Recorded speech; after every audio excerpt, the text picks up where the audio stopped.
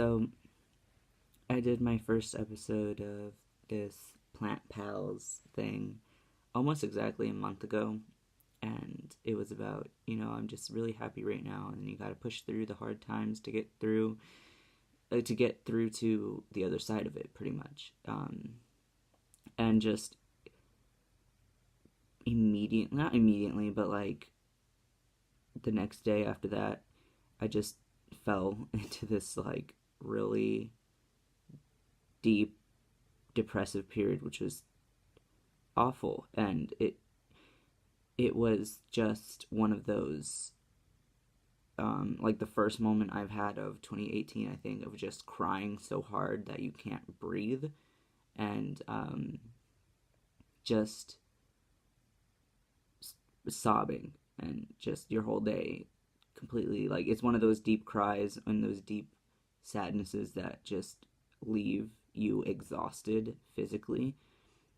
And because I had just preached this whole positivity sort of sermon, I guess, I felt like a big hypocrite because I just immediately fell back into this depressive period that lasted, that's still going on pretty much.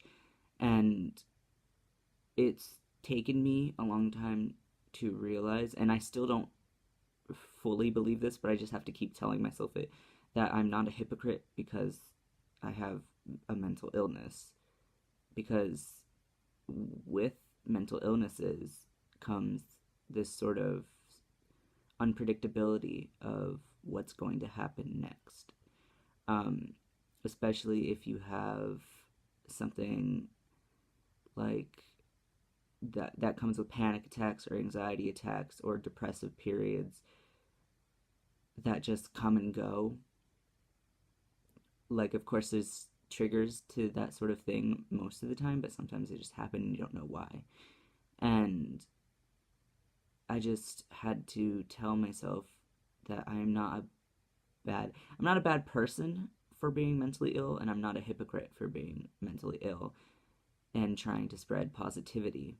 Because if I just stuck to this um, idea of what it means to be mentally ill to other people that maybe don't struggle with mental illness, like someone who doesn't have depression being like, "Oh, if you're depressed, why are you happy this one time?" I just it's not a good way to live if you're just encapsulated in that feeling always. It's I want to say it's very rare to just experience one emotion and just be stagnant in that emotion for the rest of your life, because that is really shitty. I don't want to ever be someone that is just happy all of the time or sad all of the time, because those are two extremes that are just sound terrible. I want to have a good balance between all the emotions, like happiness, sadness, nervousness, anxiety, hope. I just want to be that perfect mix. I don't want to fuck up and be like the Powerpuff Girls and accidentally spill chemical depression onto my whole entire body and just be affected that way from it. I just want to find a way to normalize, or yeah, normalize these emotions inside me. That's not really the word I'm trying to say. It's kind of just like finding a balance. But yeah, it's unrealistic to expect someone to be one emotion all of the time. And I guess what I'm trying to say is it's okay to have mental illnesses. It's okay to be sad sometimes. It's okay to be happy sometimes. It's okay to just have your emotions like twirl around. It's just knowing when you need help with that sort of tilt-a-whirl of emotions. Um, that's really key, because it's not healthy to experience this many range of emotions in such a short amount of time.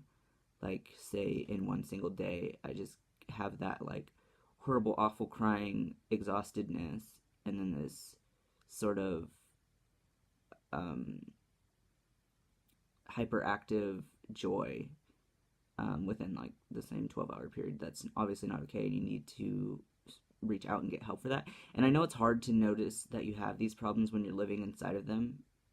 And so that's why I think it's important to um, be in contact with your friends and just like have the sort of friends that will tell you like, hey, you've been going kind of wild, and I think you might need help. Just it's okay to exist and have mental illnesses, but a support system is also very important. And I don't want to ramble on. I know this video is kind of long, so I'm kind of just gonna end it.